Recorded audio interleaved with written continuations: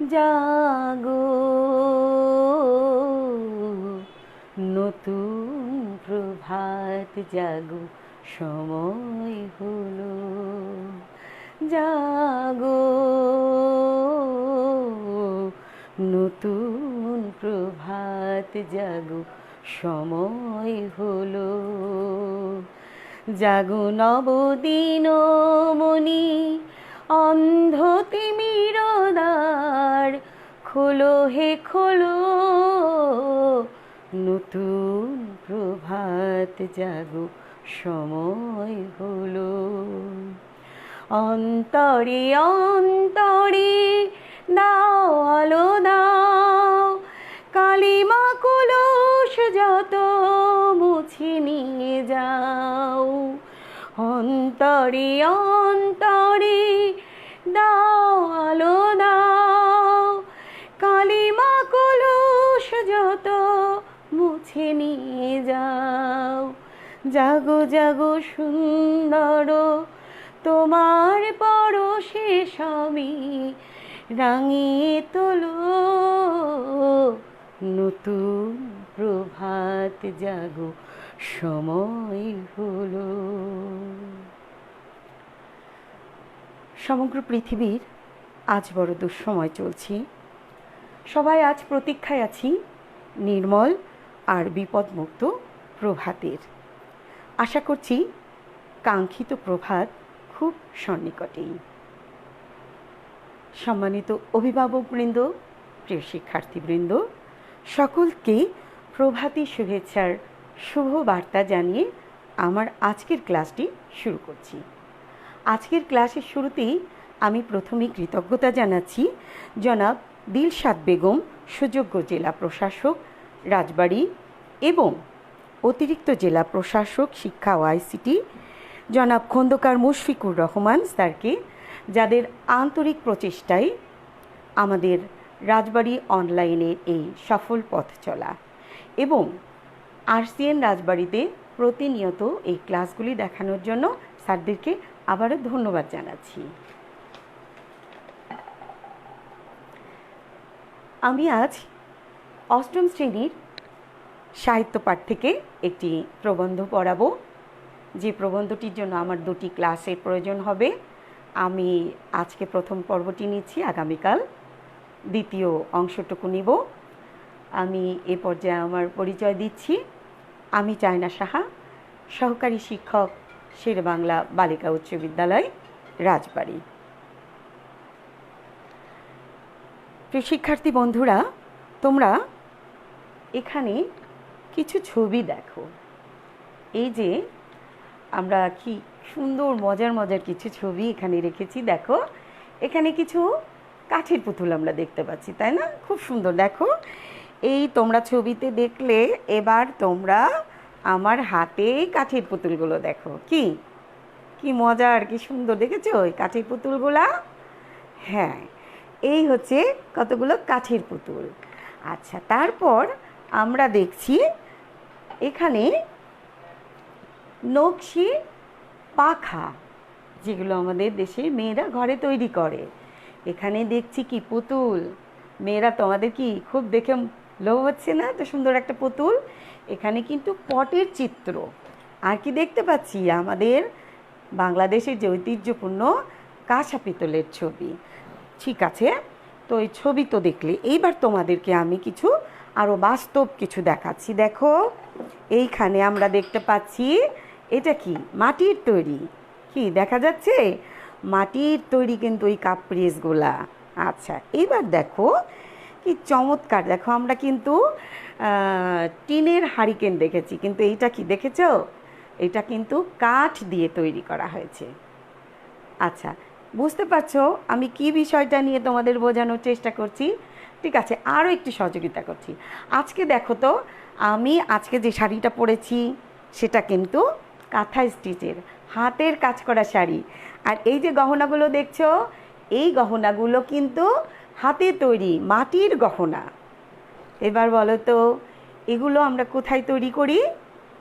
এগুলো আমরা ঘরে তৈরি করি। অর্থাৎ এগুলো হচ্ছে কি তোমরা নিশ্চয়ই বলতে পারছো, এই তো সবাই হাসছো। হ্যাঁ, একসঙ্গে বলো সবাই। আমি সবার কাছ থেকে একসঙ্গে শুনতে চাচ্ছি। কি আজকে আমরা কি পড়বো?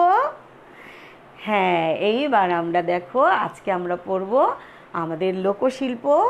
কামরুল হাসান লিখেছেন আমাদের লোকশিল্প। এখানেও কিন্তু তোমরা আমাদের লোকশিল্প ছবি দেখছো, নকশি কাঁথা, মাটির হাঁড়ি, আমাদের সূচি শিল্প। কি ঠিক আছে তো? তাহলে আমরা আজকে আমাদের লোকশিল্প এই বিষয়ে পড়ব। এই পর্যায়ে আমরা আজকে যে লোকশিল্পটা পড়ব সেটা থেকে আমরা কি কি শিখতে পারবো সেটা একটু দেখে নিই এই ফাঁকে।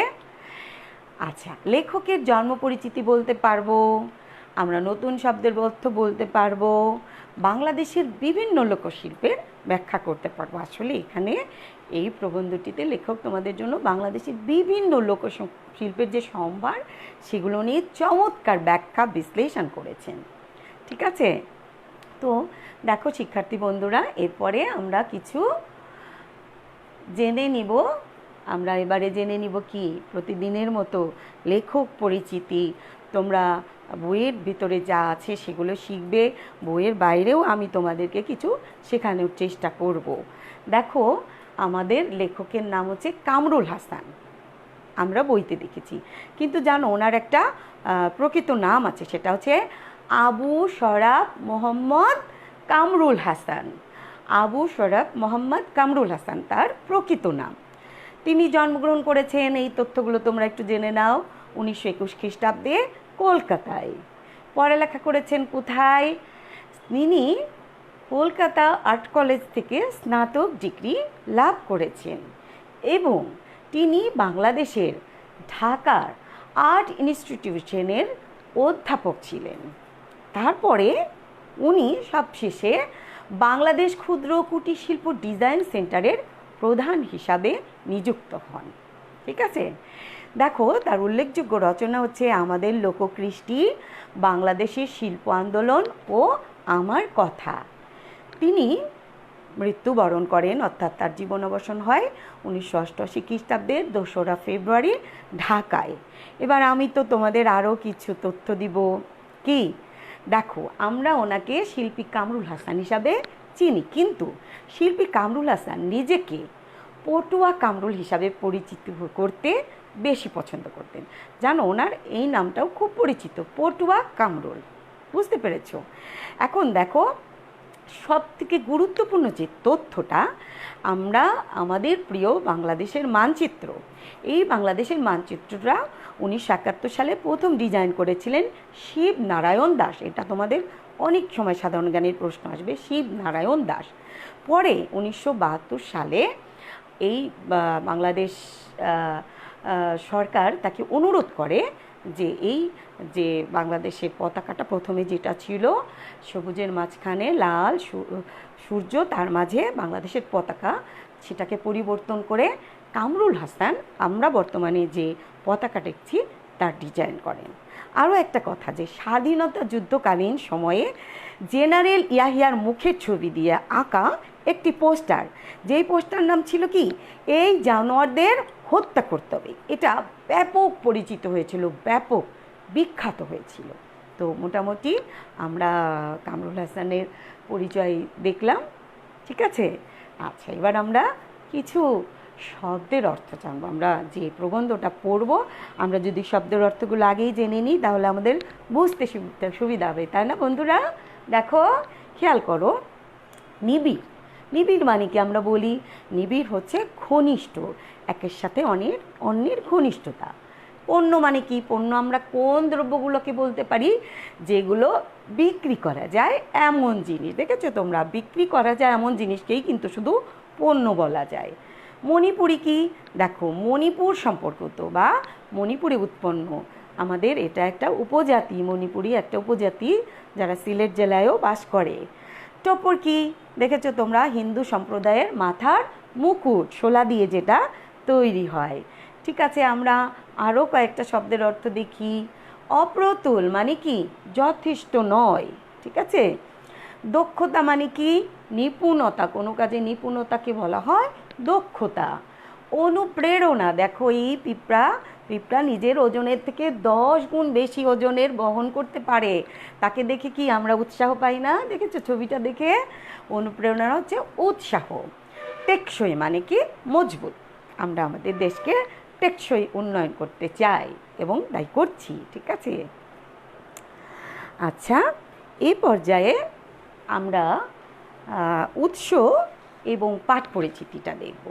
এই যে আমাদের লোকশিল্প, এই প্রবন্ধটি যার উৎস হচ্ছে আমাদের লোককৃষ্ট গ্রন্থ, আমাদের লোককৃষ্টি এই গ্রন্থ থেকে সংগ্রহ করা হয়েছে। দেখো লেখক যে আমাদের লোকশিল্প প্রবন্ধটা শুরুটাই করেছেন একটি লাইন দিয়ে, যে লাইনটা খুব গুরুত্বপূর্ণ। খাদ্য শেষের পরেই বাংলাদেশের মানুষের জীবনের সাথে যে জিনিসটি অতি নিবিড়ভাবে জড়িয়ে আছে তা হলো এখানকার কুটির শিল্প। তো আমরা পড়ছি কিন্তু লোকশিল্প। দেখো বন্ধুরা, যে আমাদেরকে প্রথমেই এই প্রবন্ধ পাঠ করতে গেলে একটা বিষয় জানতে হবে, সেটা কি? যে লোকশিল্প আর কুটির শিল্প এই দুটার মধ্যে কি পার্থক্য আছে? যদিও সামঞ্জস্য আছে, খুব মিল আছে, কিন্তু একটু পার্থক্য আছে। সেটা কিন্তু তোমাদের প্রথমেই জানতে হবে। যে দেখো, লোকশিল্পটা হচ্ছে বংশ পরম্পরায় হয়ে থাকে। যেমন কোন একটা কাজ তোমার দাদা করতেন, তারপরে সেই কাজটা তার ছেলে মানে তোমার বাবা করতেন, তারপরে তার ছেলে করতেন। যেমন ধরো বাংলাদেশের যে জামদানি শিল্প, জামদানি শাড়ি, কাঠের কাজ, মাদুর, এগুলো কি বংশ পরম্পরায় চলে আসছে। আর কুটির শিল্পটা কি? যেখানে আমরা স্বল্প পুঁজিতে ঘরে বসে যেসব শিল্প তৈরি করি, আর এটা মূলত ব্যবসায়ী উদ্যোগে করা হয়। তাহলে তোমরা বুঝতে পেরেছো। আর লোকশিল্প গড়ে উঠেছে নান্দনিক বোধ ও নিজস্ব ব্যবহারের তাগিদ থেকে। আর কুটির শিল্প গড়ে এসেছে কি? কর্মসংস্থান ও ব্যবসাকে কেন্দ্র করে। তাহলে আমাদের আজকের আলোচ্য বিষয় হচ্ছে কি? আমাদের লোকশিল্প, ঠিক আছে? দেখো আমাদের যে লোকশিল্পের বিষয়টাতে বাংলাদেশের অনেক ঐতিহ্য আছে, অনেক গর্ব আছে। শুধুমাত্র বাংলাদেশে না সোনারা, সারা পৃথিবীতে বাংলাদেশের লোকশিল্পের ঐতিহ্য একটা গর্বের বিষয়, যেটাকে নিয়ে আমরা গর্ব করতে পারি। কিন্তু দেখো, যে আমরা বর্তমানে যে বেকারত্ব নিয়ে, কাজ নিয়ে খুব ভাবি, যে আমরা পড়ালেখা শেষে কী কাজ করব, কী চাকরি পাবো, এটা নিয়ে আমরা কিন্তু খুব ভাবি। কিন্তু দেখো, আমরা কি কখনো ভেবে দেখেছি যে আমাদের যে সমৃদ্ধশালী লোকশিল্পের মাধ্যম আছে, আমরা যদি সেখানে কাজ করি, সেগুলো নিয়ে যদি আমরা চর্চা করি, তাহলে আমাদের কি হবে? দুটো জিনিস হবে। আমরা নিজেদের আত্মনির্ভরশীলতা অর্জন করতে পারবো, আমাদের বেকারত্ব দূর হবে, আর আমাদের বাংলাদেশের এই যে লোককৃষ্টিকে আমরা কি করতে পারবো? বিশ্বের দরবারে উচ্চ আসনে আসীন করতে পারবো। বিশ্বের দরবারের যে মর্যাদার আসন, সেখান থেকে আমরা সেই মর্যাদাটাকে প্রতিষ্ঠিত করতে পারবো বাংলাদেশের এই লোককৃষ্টি কালচার। তাহলে আমাদেরকে কিন্তু এই বিষয়ে মন দিতে হবে। দেখো, আমাদের এই প্রবন্ধে লেখক বিভিন্ন রকম লোকশিল্প নিয়ে বর্ণনা করেছেন। অনেকগুলো লোকশিল্প এখানে স্থান পেয়েছে। দেখো, সেটা হচ্ছে ঢাকাই মসলিন, নকশি কাঁথা, তাঁত শিল্প, জামদানি শাড়ি, খাদি বা খদ্দর, উপজাতীয়দের পোশাক, কাঁসা পিতলের বাসনপত্র, পোড়ামাটির কাজ, কাঠের কাজ, মাদুর ও শীতল পাটি, বাঁশ ও বেতের কাজ, শোলা শিল্প, কাপড়ের পুতুল ইত্যাদি। এইগুলো কিন্তু আমাদের ইতিহাস, ঐতিহ্য, আমাদের গর্ব। তো আমরা এই প্রবন্ধে যার এই প্রত্যেকটি শিল্প বিস্তারিতভাবে বর্ণনা করব, অনেক ইতিহাস শিখব, ঠিক আছে?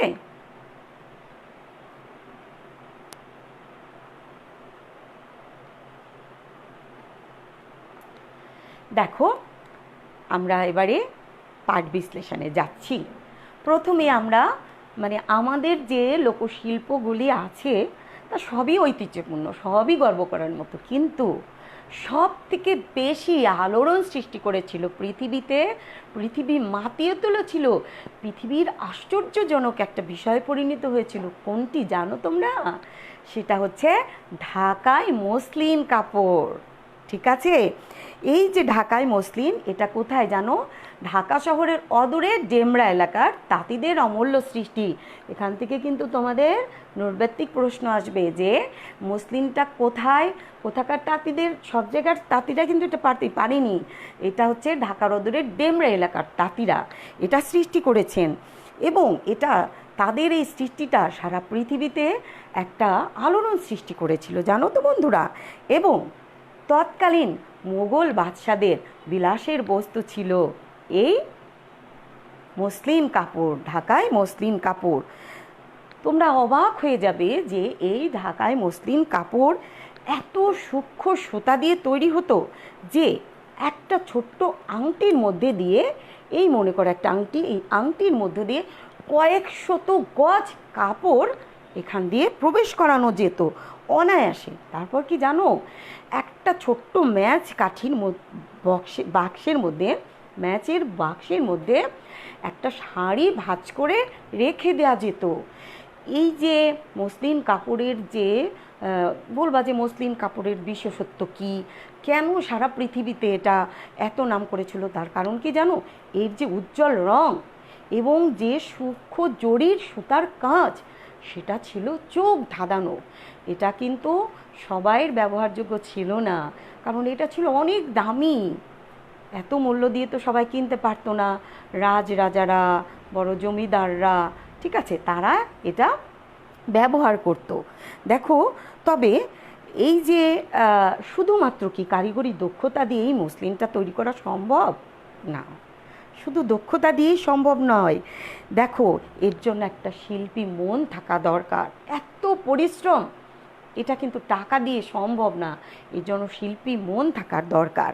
তবে এই মসলিন যারা বুনতো তাদের বংশধররা কিন্তু এই শিল্পটাকে এখনও বহন করে এনেছে। মসলিন এখন নেই, কিন্তু মসলিন কাপড়ের আদলে এখনও কিন্তু জামদানি শাড়ি আমরা দেখতে পাই, যেটা আমাদের দেশে বিদেশে শুধু পরিচিত নয়, গর্বের বিষয়। তো বন্ধুরা দেখো, আমি কিন্তু একটা পর্যায়ে বলেছি যে মসলিন কিন্তু প্রায় বিলুপ্তির পথে। তাহলে তোমাদের মনে প্রশ্ন আসেনি যে এই মসলিনটা কী করে বিলুপ্ত হলো, কেন বিলুপ্ত হলো? তার পেছনে কি কারণ জানো? এই যে 1757 সালে পলাশির যুদ্ধে নবাব সিরাজউদ্দৌলার পতন হলো, ইংরেজরা এদেশে শাসন ব্যবস্থা হস্তগত করে নিল। তখন কি হলো জানো, ইংরেজরা কলে কাপড় তৈরি করতে লাগলো। এখানে নীল চাষ হতো, তোমরা জানো। সেই কলের কাপড় তার থেকে বেশি প্রাধান্য পেতে থাকলো এই মসলিন কাপড়। ওরা দেখলো যে মসলিন কাপড়ের যে চাহিদা, যে সবার পছন্দ, এটাকে কিন্তু কিছুতেই দমিয়ে রাখা যাচ্ছে না। তখন ওদের দুষ্টু বুদ্ধি আসলো।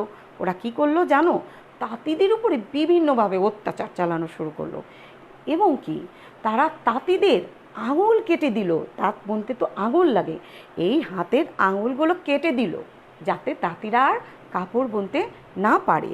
দেখো, এটা হচ্ছে গুরুমুখী শিক্ষা, অর্থাৎ গুরু শিষ্য বংশ পরম্পরায় এই শিক্ষাটা চলে আসছে। গুরু দ্বারা যেহেতু আঙুল কাটার জন্য এই কাজটা বন্ধ হয়ে গেল, তাই পরবর্তী প্রজন্ম এই কাজটা আর করতে পারলো না।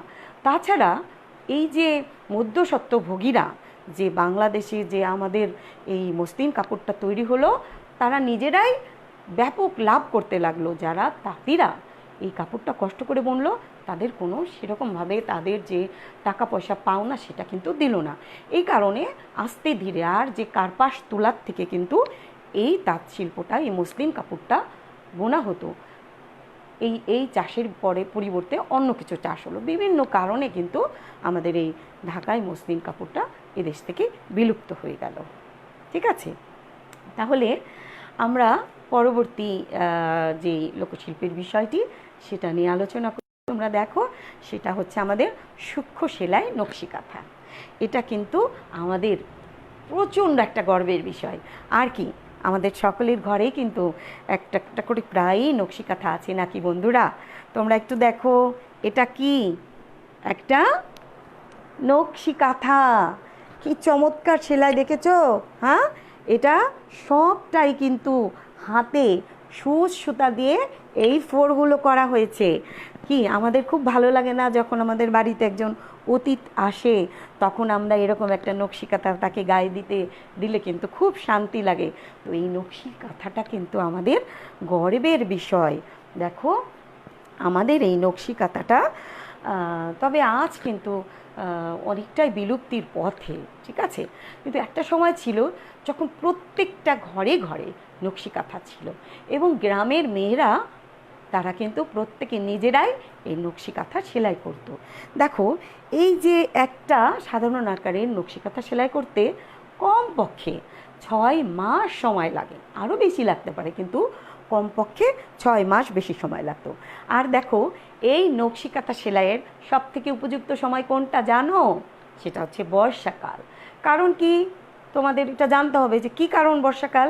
বর্ষাকালে প্রচুর বৃষ্টি হয়, চারিদিকে পানিতে থই থই করে, তখন কি মেয়েদের পারিবারিক কাজ ছাড়া তেমন আর বাড়তি কাজ ছাড়া থাকে না, আর ঘরের বাইরেও তেমন যাওয়া যায় না।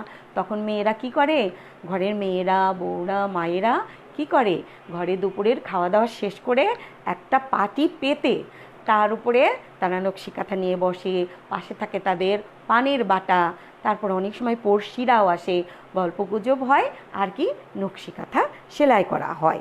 দেখো আপন পরিবেশ থেকে কিন্তু মেয়েরা এই নকশি কাঁথা সেলাইয়ের অনুপ্রেরণা পেতেন। এই প্রশ্নটা, এই লাইনটা তোমাদের আরেকটু বুঝিয়ে দিচ্ছি।